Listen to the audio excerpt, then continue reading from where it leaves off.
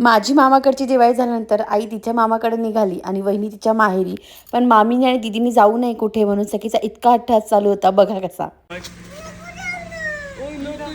एवढं सांगूनही मामी माहेरी गेली म्हणून आम्ही पप्पाला चिटकून बसलो, कारण पप्पा आम्हाला घ्यायला आला होता. पहिलीच वेळ अशी होती की मी सासरी जाताना घरी आई, वहिनी, दादा कोणीच नव्हतं.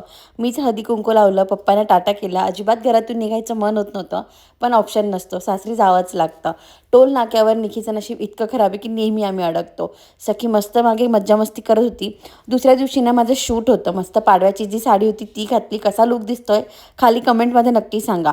माझं सगळं चालू होतं तोपर्यंत सखी आजी बाबांच्या मागे फिरत होती, कारण तिला मळ्यात जायचं होतं. घरी आल्यानंतर यांच्यासाठी मस्त मटण खिम्याचा बेत होता आणि सखीने जो ताव मारला नाही याच्यावर, तिच्या अवतारावरनं तुम्हाला कळत असेल. मी हे काही खात नाही म्हणून मस्त छोले राईस आणि भेळ मागवली होती.